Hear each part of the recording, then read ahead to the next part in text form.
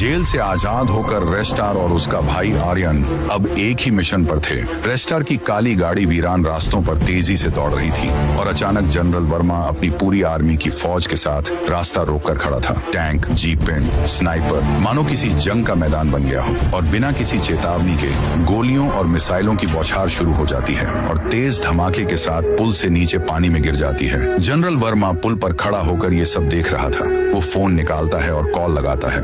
Mission complete. रेस्टार और आर्यन दोनों मारे जा चुके हैं। एक अंधेरे कमरे में वहाँ खड़ा है एक शख्स, शैडो किंग, जो आर्यन का कभी साथी हुआ करता था। वो फोन पर जनरल की बातें सुनते ही उल्टा खड़ा होकर अपनी टीम से कहता है, अब मेरा राज होगा, कोई रेस्टार नहीं, कोई आर्यन नहीं, अब ये सिटी सिर्फ मेरी होगी। कुछ देर बाद एक समृद्ध तट के किनारे लहरों में बहता हुआ रेस्टार बेहोशी की हालत में पड़ा था। धीरे धीरे उसकी आंखें खुलती हैं। वह चारों तरफ देखता है। भाई, भाई कहाँ है तू?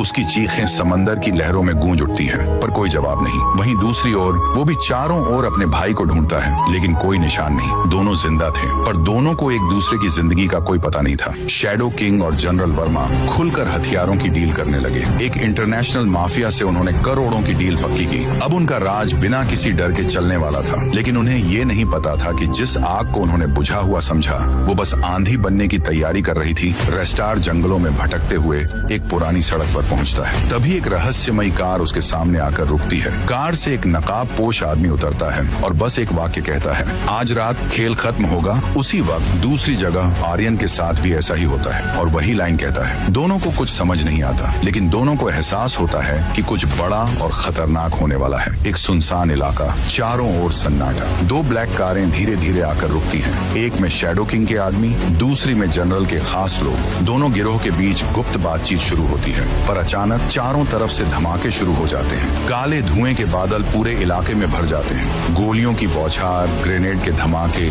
सब कुछ एक ही पल में अराजकता में बदल जाता है। दूर एक पहाड़ी पर खड़ा रेस्टार ये सब देखता है। उसकी आंखें गुस्से से लाल। तुम सोचते हो ये खेल तुम्हारा है, अब खेल मेरे नियमों पर होगा। दोनों भाइयों के दिल में अब सिर्फ एक बात थी, अब कोई दया नहीं,